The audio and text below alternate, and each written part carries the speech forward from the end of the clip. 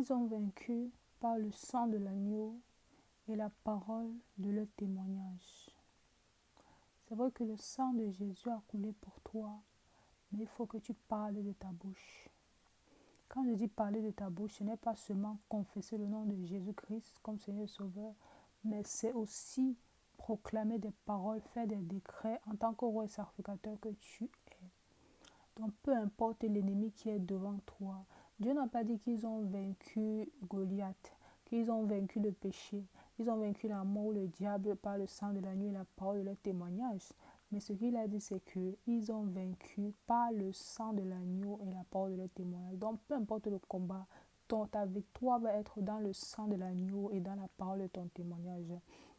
Lorsque tu vas déclarer contre tes ennemis, lorsque tu vas prendre parole et parler par la parole de leur témoignage. C'est bien beau de dire le sang de Jésus. C'est bien beau de dire au nom de Jésus, mais déclare la chose de façon concrète. Parle à la montagne, comme le Seigneur Jésus pouvait dire, et dis à cette montagne, au nom de Jésus, ôte-toi de là. C'est là la parole.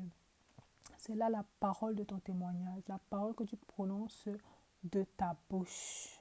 C'est ça qui te donne la victoire. Parce que tu ne la prononces pas en l'air, mais en accord avec le sang de Jésus qui a été versé pour toi. Et Dieu aujourd'hui, en ce moment, pendant que je suis en train de parler, pendant que cette révélation touche tes oreilles, ou alors frappe à ton cœur, le Seigneur te délivre maintenant. Pendant que tu es en train de me regarder, le Seigneur t'apporte la délivrance dont tu as besoin cette année 2025.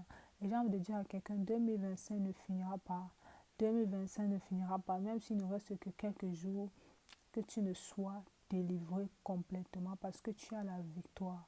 Non pas seulement par le sang de l'agneau, mais aussi par la parole de ton témoignage. Beaucoup de choses, je dis souvent aux gens, ne changent pas dans ta vie parce que Dieu n'est pas au courant de la chose. Qu'est-ce que je veux dire par là? C'est que Dieu voit tout, il sait tout, c'est vrai. Mais tu n'as pas encore porté ce sujet-là devant la face de Dieu en prière. Tu n'as pas encore porté ce sujet-là devant la face de Dieu en supplication. Tu n'as pas encore porté ce sujet-là devant la face de Dieu en déclaration, en proclamation, en commande et en décret. Je ne sais pas si on se comprend. Donc, c'est avec autorité qu'un enfant de Dieu se présente. Parce que la Bible dit, venez devant mon trône de grâce avec assurance.